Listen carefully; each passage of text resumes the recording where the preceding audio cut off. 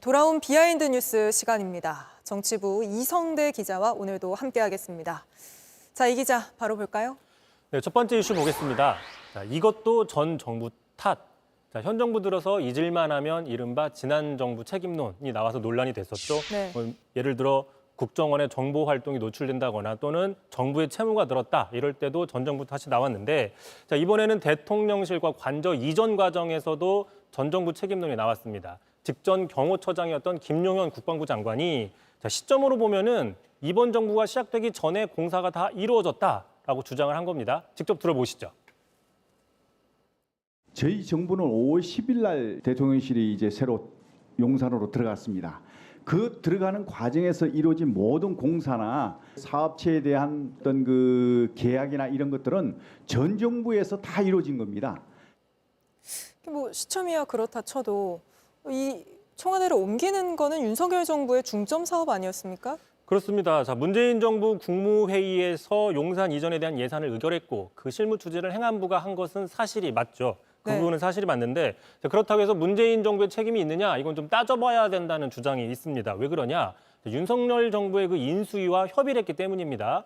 자, 지난 12일 감사원이 대통령실과 관저 이전에 대한 감사 결과를 발표했지 않습니까? 그 자세히 좀 살펴보면요. 위에 자, 집무실 이전 공사 관련해서는 행안부가 관련 업체들을 인수위에 추천하고 협의했다라고 적혀 있습니다. 또 관저 공사 관련해서도 인수위에서는 구 외교부 장관 공간에 대한 공사에 대해서 시공업체를 선정했다 이렇게 적혀 있습니다. 네. 자, 특히 그 김 여사와 연관된 것으로 지금 논란이 되고 있는 업체를 어떻게 선정했느냐 이 부분에 대해서도 이른바 그 업체 가나로 표시되어 있는 업체의 경우에 당시 인수위에서 22년 4월 내부 관계자 등의 그 추천을 받아서 내부 검토 후에 선정했다. 내부 검토 후에 선정했다고 적혀 있습니다.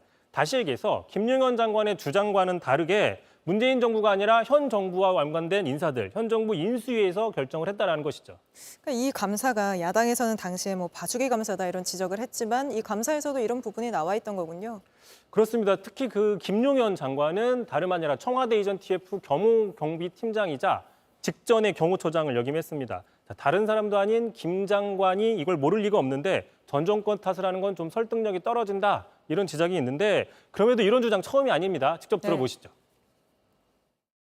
496억 이거 누가 승인했습니까? 문재인 정부가 승인해 준 겁니다. 그러면 승인을 안 해줬어야죠. 그럼 이사 안 했을 거 아닙니까?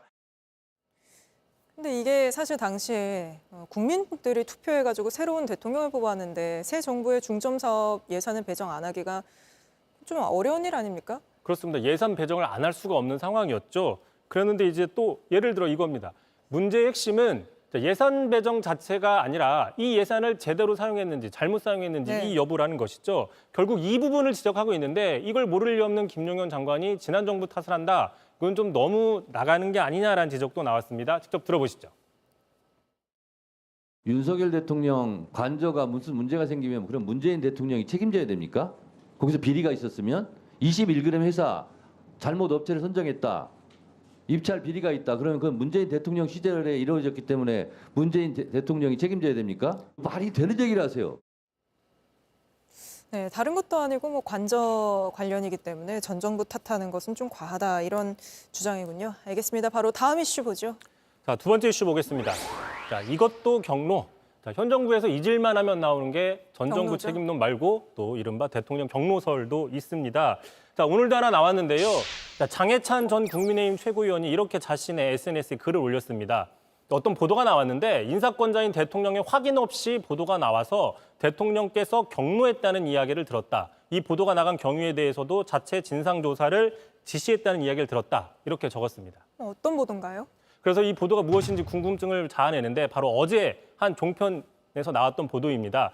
윤석열 대통령 호위무사로 불리는 이용 전 의원, 장해찬 전 최고위원 등이 용산 대통령실로 가려고 했는데 현 정부의 그 한동훈 체제에 대한 어떤 비판적인 그런 스탠스를 유지하다 보니까는 무산이 됐다. 이런 보도가 나온 겁니다. 결국에 본인이 가야 되는데 못 갔다라는 보도인 것이죠. 자, 이에 대해서 이제 얘기를 한 건데 뭐 이렇게 볼 수 있는 겁니다. 그동안 대통령 경로설 보도 많이 나왔습니다. 이럴 때마다 대통령실에서는 부인하는 게 일반적인 입장이었는데 뭐 아무래도 대통령의 이미지가 별로 안 좋아질 수밖에 없는 것이죠. 그렇죠.